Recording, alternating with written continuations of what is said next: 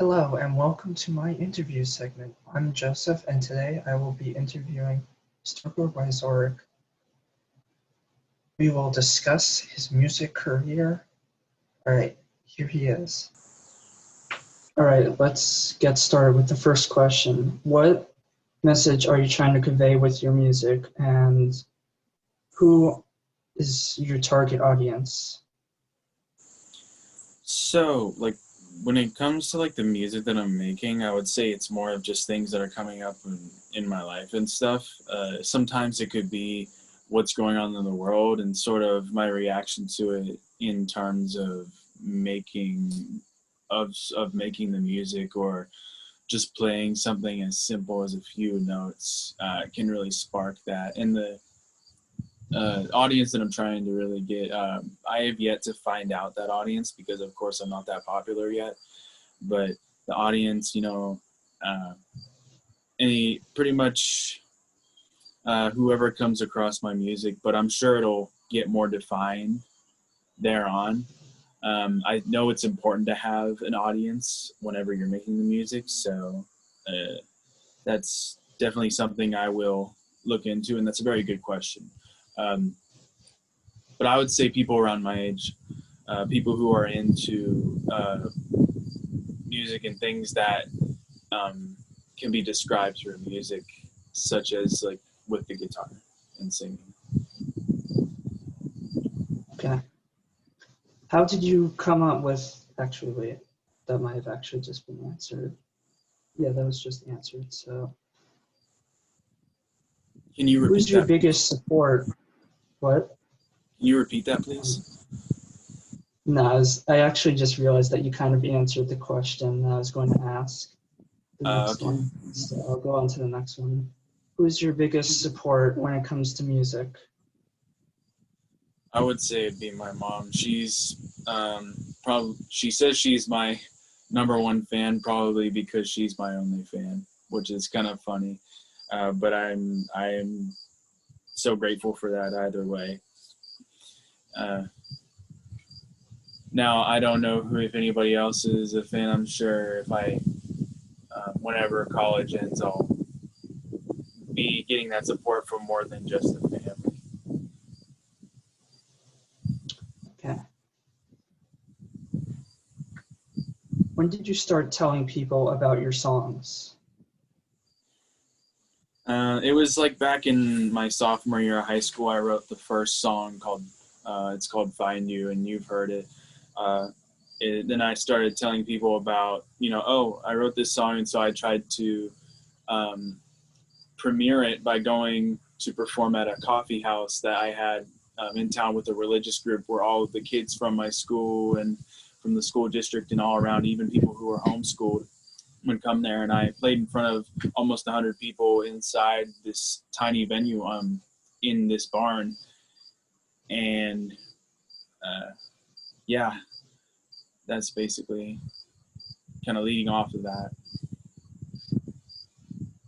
Okay. What impact do you think music has on the world and how are you contributing to this? Music is just kind of one of those natural things that humanity has kind of gotten. So, without a doubt, it's impacted a lot of what we do, and it has yet to impact a lot of what we do, and it's constantly evolving just like us. And I know that sounds so cheesy, but it's so, so true. Um, and it's going to evolve, and some people may not like it, but like I said, just like the music that we're making, and just like the generations, that of people that are living on and on, from passing music down, and it changes. And because our generation, it is the least prejudiced generation, and I quote Joe Biden on that, and I don't want to get political or anything, but we are the least prejudiced generation in um, my opinion, to be honest, and from what I see. So um, it's going to have a big impact regardless. What advice would you give to someone who's starting out in music? I would say don't get carried away too much by the fame when you don't have it yet, because then that immediately stops you before you even leave the ground. Okay. I've heard that you have, wait, I have heard that you have sung at sporting events. How do these events impact you?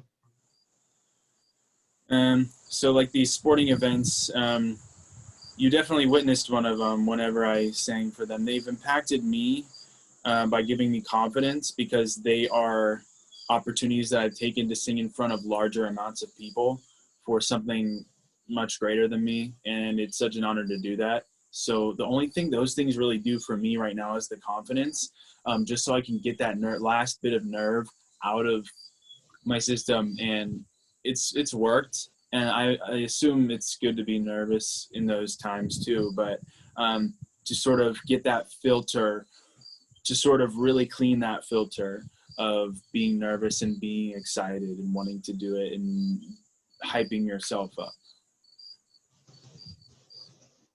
Okay. What are you doing to keep ahead of COVID? And follow up, is COVID slowing down your musical career? So yeah, I would say so. Oh, excuse me, there's a fly. So yeah, I would say so. It is definitely taking a toll on that, as well as everything. Although I didn't expect my career to really get any bigger than where it is right now, because I'm in college and I'm having to really set aside and allocate a lot of attention. And so I'm writing things whenever they come up at this time, because music, will not come on command of when every music writer wants it to, like some others can. Um, it's almost given me an opportunity to really make some good music as well, because I don't have anything to do a lot of these times. So I'll just jam. I'll just jam.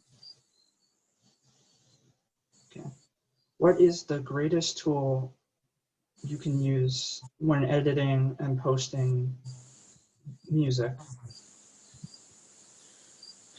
The greatest tool, I believe, will always just be you, because you're the one making that music. You're the source of originality from that. And and the reason why I call you the greatest tool, and anybody who's making the music, is because they have the ability to use tools. We are the main thing, rather than, now if I were to get logical and kind of straightforward with this, I use programs such as GarageBand, Audacity, Cubase to make the music. Most of the time it's GarageBand, because I'm still learning a lot about these other programs, and they are very tricky to use indeed. But I'm learning, and I hope one day I can become more natural with them. So for those tools, yes, I have purchased a mic. It's called the Apogee Hype Mic, and it's a really good microphone for recording audio, not like a direct input or anything from a guitar, which I do have a rig. I do have a rig as well, but in terms of tools, that's what I got right now, as well as, of course, the instruments and my voice. Okay.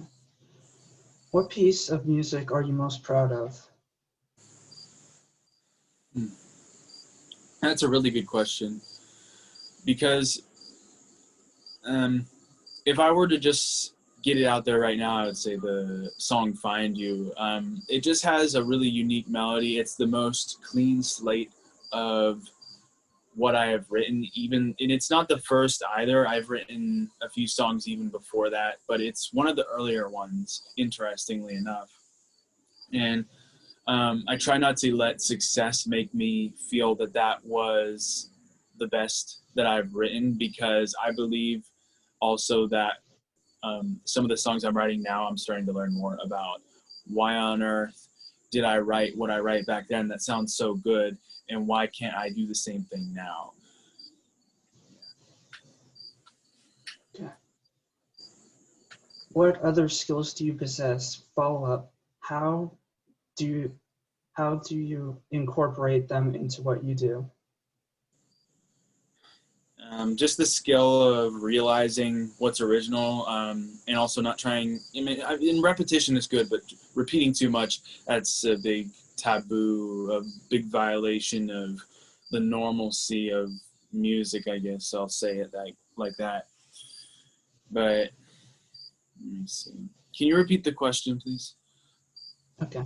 What other skills do you possess? Follow up.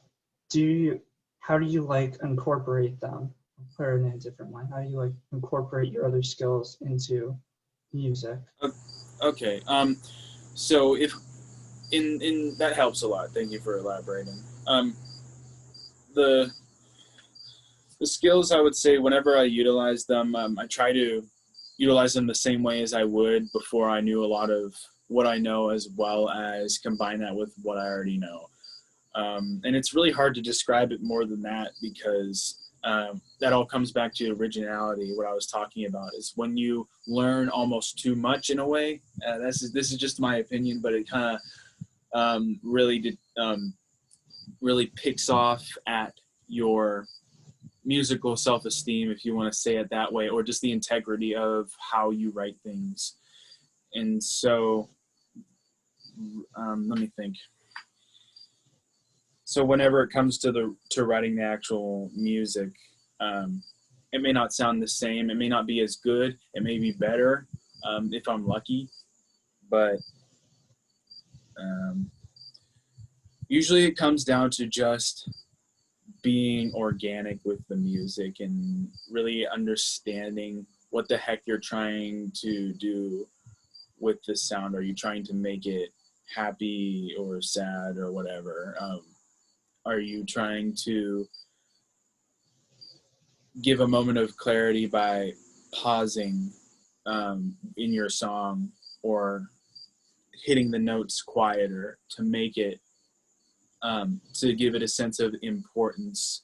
Because almost silence and importance or silence in a situation seems almost important, more important than some of the loud parts, if you really think about it. Yeah. So really just the tools of judgment. Where do you see yourself in 15 years? That's kind of the scary part. A lot of why I write the songs is because I don't know where I'm going to be. So that's kind of going to answer itself over time. If I were to give my best guess, I would say I'd probably be performing music, or maybe land something good, because that's my goal, is to work my way up and then hopefully land something good in there, because I know what I got. I would want to announce too. It's not just the music as well, but in terms of music, I would definitely want to see myself somewhere where I'm performing and traveling, because I love to travel and all that stuff. Just performing, having a purpose with the music, because that's a purpose I would love to have bestowed upon me. Okay, that's actually everything, since we are out of time now. Perfect. Thank you. Thank you for having me, Joe. Yep. Do you want to keep talking after this, or no? It doesn't matter if you want to. All right, that's all the time that we have today. This is Joseph Walls signing out. Have a good day.